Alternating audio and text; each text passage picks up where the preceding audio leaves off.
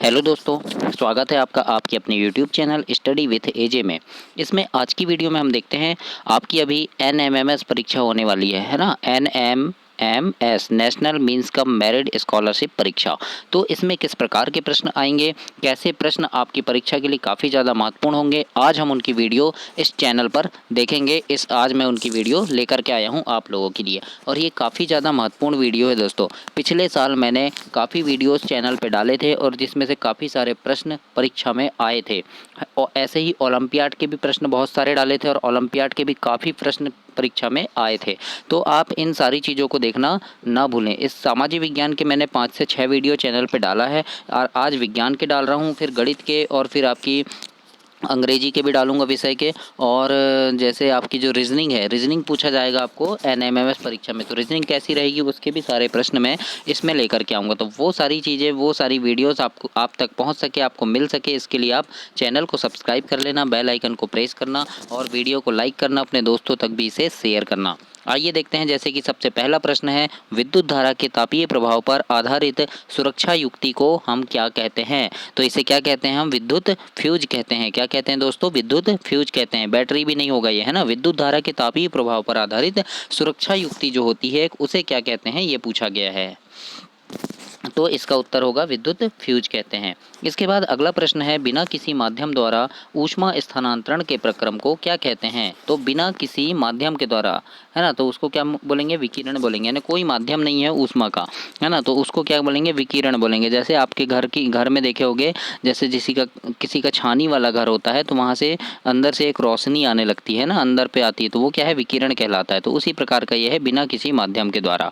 अगला प्रश्न है दोस्तों, कीटों को पकड़कर अपना आहार बनाने वाले पादप का क्या नाम है? तो हमने देखे हैं उसका नाम क्या है? घटपर्णी या पिचर पादप उसको कहते हैं। घटपर्णी कहते हैं ना, इस प्रकार का एक रहता है, एक पादप रहता है, आपने देखे होंगे ऐसे, है ना। ऊपर क्या है? एक ऐसे ढक्कन लगा रहता है, जैसे कि यहाँ से क्या है? खुशबू निकलती है ना, खुशबू निकलती है, तो उसकी खुशबू से क्या कीड़े बहुत सारे आकर्षित हो जाते हैं और अंदर चले जाते हैं, और जैसे ही कीड़े अंदर जाते हैं तो ये ढक्कन ऐसे बंद हो जाता है और कीड़े अंदर ही मर जाते हैं। तो ये क्या है? एक पादप है ना, पौधा है, लेकिन ये क्या खाता है? कीड़े खाता है। तो इसको हम क्या कहते हैं? इसका नाम है दोस्तों घटपर्णी। तो याद रखना, घटपर्णी इसका नाम है, कंफ्यूज नहीं होना आप लोग, है ना। क्या नाम है? घटपर्णी नाम है इस पौधे का, तो याद रखिएगा।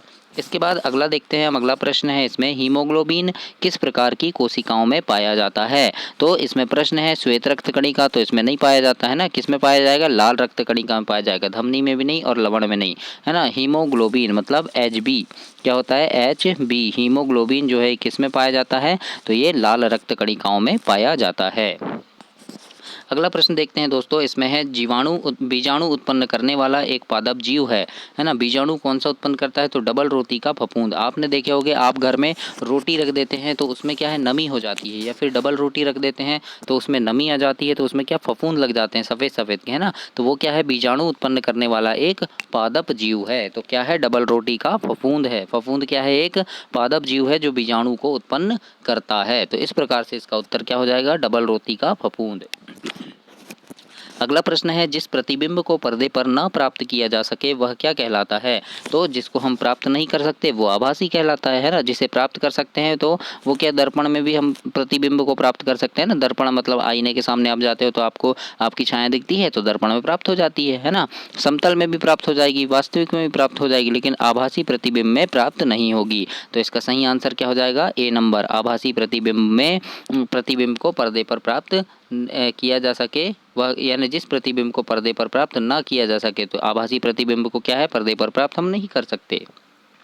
अगला प्रश्न है, वह क्षेत्र जिसमें जंतु अपने प्राकृतिक आवास में संरक्षित रहते हैं वह क्या कहलाता है? तो वो अभ्यारण्य कहलाता है ना। चिड़ियाघर नहीं है, क्योंकि चिड़ियाघर में जंतु बंद रहते हैं, शहर में भी नहीं रहते, पार्क में भी नहीं रहते। कहाँ रहते हैं? अभ्यारण्य में, अपने प्राकृतिक आवास में। जंगल रहता है, वहाँ पर घूमते फिरते रहते हैं, वो पिंजरे में बंद नहीं रहते, तो उसे क्या कहेंगे? अभ्यारण्य कहेंगे।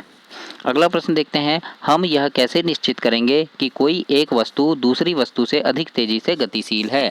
तो कैसे करेंगे? दोनों वस्तुओं की चाल से, है ना। जैसे एक गाड़ी चल रही है ना, 40 किलोमीटर प्रति घंटे से, एक गाड़ी चल रही है 50 किलोमीटर प्रति घंटे से, तो हमको चाल पता चल रही है ना कि इसकी चाल 50 है, इसकी 40 है, तो हम उसकी गति कैसे प्रदर्शित करेंगे? एक दूसरे से दूरी कैसे प्रदर्शित करेंगे? उसकी चाल देखकर करेंगे। तो इसका सही आंसर क्या होगा? दोनों वस्तुओं की चाल से हम पता लगा लेंगे। अगला प्रश्न है, जब एक वस्तु दूसरी वस्तु पर सरकती है तो एक बल उत्पन्न होता है जो दो पृष्ठों के बीच सापेक्ष गति का विरोध करता है। इस बल को हम क्या कहते हैं? तो इस बल को हम कहते हैं दोस्तों घर्षण बल। क्या कहते हैं? घर्षण बल कहते हैं। जब एक वस्तु दूसरी वस्तु पर सरकती है ना, जैसे ये टेबल है, टेबल के ऊपर आप कोई एक पत्थर रख दीजिए छोटा, उसको ऐसे सरका रहे हैं, धीरे धीरे सरका रहे हैं, तो क्या हो रहा है, वो दोनों पृष्ठों के बीच क्या हो रहा है, सापेक्ष गति का विरोध करता है। मतलब ऐसे सरकाएंगे तो थोड़ा टाइट लगता है ना, कि फिसलता थोड़ी है ना। साबुन है तो फिसल जाता है एकदम आराम से, लेकिन पत्थर को फिसलाओगे तो क्या होगा, वो सरकेगा, फिसलेगा नहीं। तो क्या है, उसमें दोनों में क्या है, थोड़ा बल लगता है, तो उसे हम क्या कहेंगे, घर्षण बल कहेंगे। कौन सा बल कहेंगे? घर्षण बल कहेंगे। अगला प्रश्न है, कंपन करने वाली वस्तु के द्वारा एक सेकंड में किए गए कंपनों की संख्या को उसकी क्या कहते हैं? तो वो आवृत्ति कहलाती है। जैसे ये कंपन कर रही है, ये है ना, कंपन कर रही है वस्तु, कोई ऐसी ऐसी कंपन कर रही है, तो एक सेकंड में ये क्या कहलाएगा, ये उसकी आवृत्ति कहलाएगी, है ना। तो याद रखना दोस्तों। इसके बाद अगला देखते हैं, जब एक कांच की छड़ को रेशम के कपड़े से रगड़ते हैं तो क्या होता है? तो क्या होगा, छड़ धन आवेशित तथा कपड़ा ऋण आवेशित हो जाता है ना। जब क्या होगा, एक कांच की छड़ है, उसको आप रेशम के कपड़े से रगड़ोगे तो क्या होगा, रेशम में जो आवेश है वो कांच की छड़ पे चला जाता है ना, और कांच की छड़ जो है वो आवेशित हो जाती है, गर्म हो जाती है। थोड़ी देखे होगे आपने, रगड़ के देखना है ना, गर्म हो जाती है। आपतन कोण परावर्तन कोण के बराबर होता है। कब होता है? हमेशा होता है ना। आपतन कोण जो है हमेशा वो परावर्तन कोण के ही बराबर का होता है, तो इस बात को याद रखिएगा। अगला प्रश्न देखते हैं, इसमें आवेशित गुब्बारा दूसरे आवेशित गुब्बारे को प्रतिकर्षित करता है, क्यों करता है, पूछ रहा है ना। एक गुब्बारा अगर आवेशित हो गया है तो वो दूसरे गुब्बारे को भी अपनी ओर खींचता है। क्यों खींचता है, ऐसा ये पूछ रहा है। तो क्यों खींचता है? क्योंकि दोनों गुब्बारे में क्या होता है, सजातीय आवेश होता है। दोनों गुब्बारे में सजातीय आवेश होता है। सजातीय आवेश मतलब एक समान आवेश रहता है ना इसमें, तो इसलिए क्या रहता है, वो एक दूसरे को क्या करता है, प्रतिकर्षित। मतलब जैसे ऐसे गुब्बारे हैं तो एक दूसरे से क्या होंगे, दूर हटेंगे, है ना। इस प्रकार से अगर कोई गुब्बारे हैं ऐसे चिपके चिपके हैं, है ना, चिपके चिपके हैं, और अगर आवेशित हो जाते हैं, आवेश आ जाता है उसमें, तो ये क्या होते हैं, एक दूसरे से नहीं चिपकते, क्या होते हैं, दूर हटते हैं ना। कैसे होते हैं, दूर खिसकने लगते हैं, एक दूसरे के पास नहीं आते। आपने देखा होगा चुंबक, जैसे ये चुंबक है ना, तो इधर क्या रहता है, एन लिखा रहता है, इस तरफ एस लिखा रहता है, तो एन और एन को मिलाओगे तो वो दूर हटता है। कैसा होता है, दूर भागता है ना। और विपरीत मिलाओगे, जैसे एन को एस से मिलाओगे तो चिपकेगा, है ना। तो इस प्रकार से क्या होता है, तो उनमें सजातीय आवेश हो जाता है, यानी एक समान आवेश हो जाता है, इसलिए वो दूर हटते हैं। अगला प्रश्न है, किस कारण से स्मारकों के संगमरमर का संक्षारण होता है? तो किस कारण से होता है? अम्ल वर्षा के कारण। आपने सुना होगा ताजमहल जो बना है, ताजमहल संगमरमर से बना है, लेकिन अम्ल वर्षा के कारण क्या होता है, ताजमहल के जो संगमरमर है उसका संक्षारण होता है, धीरे धीरे वो खराब होने लगता है ना। अगला प्रश्न है, कुछ अवांछित और प्राकृतिक रूप से फसल के साथ उगने वाले पौधे क्या कहलाते हैं? तो उन्हें हम खरपतवार कहते हैं। जैसे आप कोई भी चीज़ लगा देते हैं, खेत में लगाए हैं, धान लगाएं, तो धान के बीच में आप वो घास उग जाती है ना, घास, है ना, तो फिर उसको क्या करते हैं, निंदाई करके हम अलग करते हैं, तो उसे हम क्या कहते हैं, उस घास को क्या कहते हैं, खरपतवार कहते हैं। यही पूछा है ना। अवांछित और प्राकृतिक रूप से, अवांछित मतलब जिसे हम नहीं चाहते, है ना, प्राकृतिक रूप से यानी खुद उग जाती है। हम फसल लगाए हैं लेकिन घास खुद ही उग जाती है, घास थोड़ी लगाते हैं, तो वो घास क्या कहलाएगी, वो खरपतवार कहलाती है, जिसे हम कचरा कहते हैं ना, निंदाई करके उसे हम निकाल देते हैं। अगला प्रश्न देखते हैं, मलेरिया परजीवी का वाहक है ना। कौन सी परजीवी का? तो मादा एनाफ्लीज मच्छर का है ना। वाहक मतलब कि मादा, मलेरिया जो है किससे फैलता है, पूछ रहा है ये, तो मादा एनाफ्लीज मच्छर से फैलता है ना। काकरोच से भी नहीं फैलता, मक्खी से भी नहीं फैलता, तितली से भी नहीं फैलता, ये किससे फैलता है, मादा एनाफ्लीज मच्छर से, तो याद रखिएगा।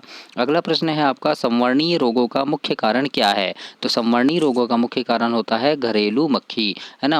अभी आप खाना खाने बैठे हैं, मान लो यहाँ पे मक्खी बैठ गई, है ना, मक्खी बैठ गई, और वो मक्खी पता चला कहीं किसी गंदी चीज़ से होकर आई है, तो वो आप में बीमारी फैला देगी, तो वो क्या कहलाता है, संवर्णीय रोग, है ना। संवर्णीय रोग मतलब यहाँ वहाँ से मक्खियों के द्वारा फैलने वाले रोगों को कहते हैं। तो उसका मुख्य कारण क्या होता है, घरेलू मक्खी उसका कारण होता है। अगला प्रश्न है आपकी, पकी हुई फसल को काटने के बाद बीजों और दानों को मशीन के द्वारा अलग किया जाता है ना, यानी बीजों और दानों को अलग किया जाता है, तो उसे क्या कहते हैं, हम कंबाइन कहते हैं ना, कंबाइन पद्धति कहते हैं। देखो यहाँ पर, देखो यहाँ आप ऑप्शन को काटना सीखो। निराई किसे कहते हैं, तो निराई किसे कहेंगे, निराई नहीं कहेंगे, है ना। निराई मतलब क्या होता है, कचरा साफ करना, है ना। जुताई मतलब जब खेत में फसल बोने से पहले हम खेत की जुताई करते हैं, वो जुताई है। ट्रीप एवं तंत्र से हम सिंचाई करते हैं, है ना। लेकिन यह क्या बोल रहा है, काटने के बाद फसल और बीज के दानों को अलग करना क्या कहलाता है, तो ये कंबाइन कहलाता है। इसका डी नंबर सही आंसर हो जाएगा। अगला प्रश्न देखते हैं दोस्तों, चीनी को अल्कोहल में परिवर्तित करने के प्रक्रम का क्या नाम है, तो चीनी को अल्कोहल में परिवर्तित किण्वन विधि के द्वारा किया जाता है। इसको आप याद रखिएगा, है ना। किण्वन विधि के द्वारा क्या किया जाता है, तो चीनी को अल्कोहल में परिवर्तित किया जाता है। दोस्तों आप चैनल को ज़रूर से सब्सक्राइब कर लेना, ताकि आपको ऐसी ही और भी वीडियो मिलती रहे। मैं पूरे सब्जेक्ट की वीडियो चैनल पे डालने वाला हूं। और अभी आपके एड ग्रेड वर्कबुक है, जितनी भी वर्कबुक आई है आओ करें और सीखें, इनकी सारी वीडियोस चैनल पे डाली है, तो उनको भी आप चैनल पे जाके देखें। यानी आपके काम की हर एक चीज़ चैनल पे उपलब्ध है। और अभी आपके ओलंपियाड परीक्षा है, तो उसकी भी वीडियोस डली हुई है। नवोदय की भी डालते रहता हूँ। ऐसे जितनी भी पेपर होते हैं, और आपके जो पेपर होते हैं ना, अभी तिमाही, छमाही, वार्षिक पेपर होते हैं, फिर प्री बोर्ड पेपर होते हैं, है ना, बीच में जितने भी पेपर होते हैं, तो इनके पहले मैं अभ्यास प्रश्नों की भी वीडियो डालता हूँ, जो आपके परीक्षा के लिए काफ़ी ज़्यादा महत्वपूर्ण प्रश्न होते हैं। तो उन प्रश्नों को भी देखने के लिए आप चैनल को सब्सक्राइब करना। आगे देखते हैं, प्रश्न है हमारा कि ऐसी औषधि जो बीमारी पैदा करने वाले सूक्ष्म जीवों को नष्ट कर देती है अथवा उनकी वृद्धि को रोक देती है, वो क्या कहलाती है, तो औषधि यानी वो दवाई क्या कहलाएगी, प्रतिजैविक कहलाएगी, जिसे हम क्या कहते हैं, और एंटीबायोटिक भी कहते हैं, है ना। याद रखना, एंटीबायोटिक भी कहते हैं इसे, किसे, प्रतिजैविक को। तो ये क्या कहता है, बीमारी पैदा करने वाले जो सूक्ष्म जीव होते हैं उनको नष्ट कर देती है ये दवाई, है ना। तो इसे हम क्या कहते हैं, प्रतिजैविक कहते हैं।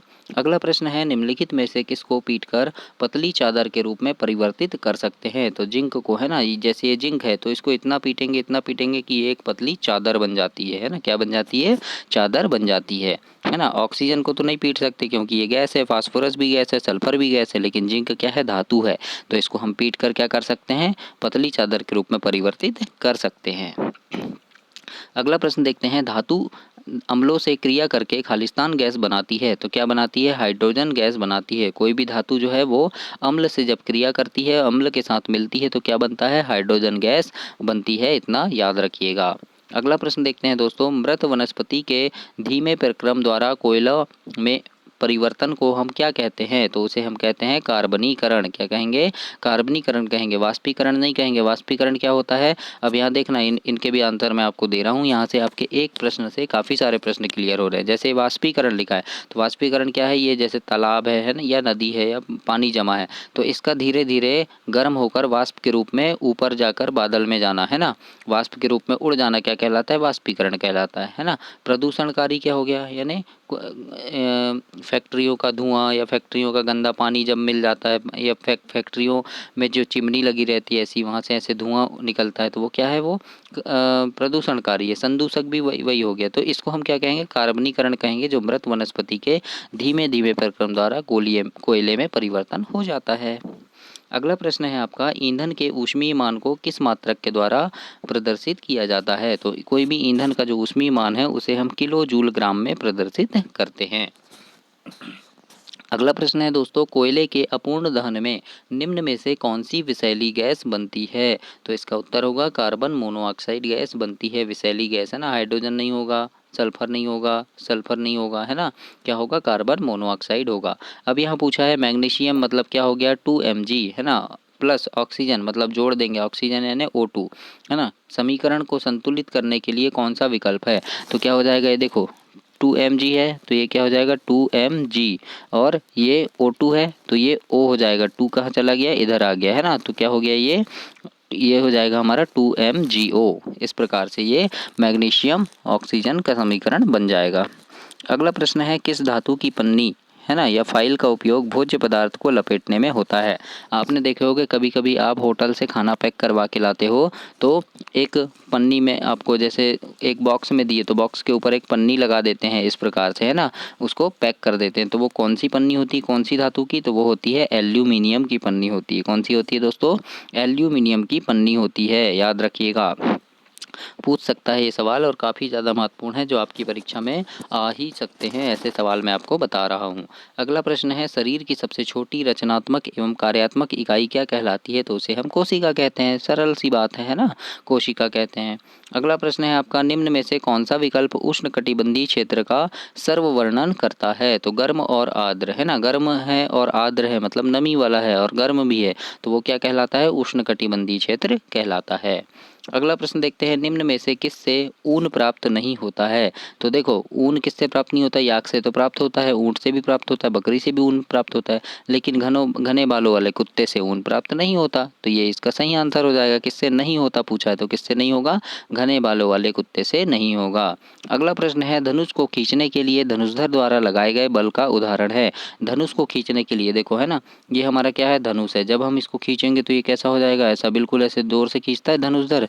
धनुष तीर कमान चलाते हो जब पूरा खींचते हो तो ये रस्सी खिंचा जाती है ना, तो इस रस्सी को हम क्या बोलेंगे? जब ये रस्सी खिंचा जाती है तो ऐसे ऐसे हो जाती है, तो इसको हम क्या बोलेंगे दोस्तों? इसमें कौन सा बल लगेगा? इसमें पेशीय बल लगेगा। कौन सा बल लगेगा इसमें? पेशीय बल लगेगा, है ना, तो पेशीय बल कहते हैं इसे। इसके बाद देखते हैं, यहाँ है, ध्वनि किस माध्यम से में संचरण नहीं कर सकती है? तो देखो, निर्वात में नहीं कर सकती है ध्वनि, यानी जल में भी आवाज़ आ जाती है, पानी में, है ना, हवा में भी आवाज़ आती है, लोहा में भी आवाज़ आती है, लेकिन निर्वात में आवाज़ नहीं आती है। तो इसका सही आंसर क्या होगा? निर्वात होगा, है ना, क्या होगा? निर्वात। अगला प्रश्न देखते हैं, किस ग्रह को सुबह का तारा या शाम का तारा कहते हैं? ये मैंने आपको पिछली वीडियो में भी बताया था। तो शुक्र ग्रह को कहते हैं ना, या सुबह या शाम की जगह अगर आ गया भोर का तारा, है ना, भोर का तारा या सांझ का तारा, तो ये भी एक ही बात है। सांझ यानी होता है शाम और भोर यानी होता है सुबह, है ना। तो इस प्रकार से भी प्रश्न आ सकता है। तो सुबह का तारा या शाम का तारा या भोर का तारा किसे कहते हैं? हम शुक्र ग्रह को कहते हैं, याद रखना, है ना। और पूछे सूर्य के सबसे पास का ग्रह, तो बुध ग्रह हो जाएगा सूर्य के सबसे पास का ग्रह। सबसे बड़ा ग्रह बृहस्पति हो जाएगा, है ना।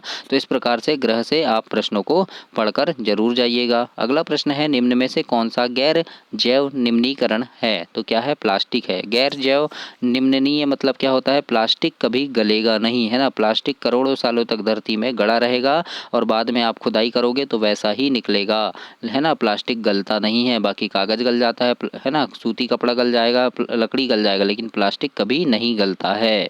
अगला प्रश्न है आपका यहाँ पर, अग्निशमन में उपयोग की जाने वाली गैस कौन सी है? तो अग्निशमन में CO2 उपयोग की जाती है। अग्निशमन मतलब कि कहीं पे आग लग जाती है तो आपने देखे होंगे एक लाल कलर का ऐसा सिलेंडर जैसा रहता है ना, उसमें गैस भरी होती है, उसको हम ऐसे बिल्कुल यानी छिड़क देते हैं, उसको खोल देते हैं तो बहुत सारी गैस निकलती है तो आग बुझ जाती है। तो वो कौन सी गैस है? वो CO2 मतलब कार्बन डाइऑक्साइड गैस का प्रयोग किया जाता है। तो दोस्तों, ये कुछ 35 प्रश्न थे। ऐसी 35 प्रश्नों की मैं 10, 12, 15 वीडियोज़ आपके चैनल पर डालूंगा, मेरे चैनल पर डालूंगा। तो उन सारी चीज़ों को देखने के लिए आप चैनल को सब्सक्राइब करें, ताकि आपको ऐसे ही वीडियो और भी मिलती रहे। और मेरी शुभकामना है कि आप काफ़ी अच्छे नंबरों से पास हों। धन्यवाद दोस्तों।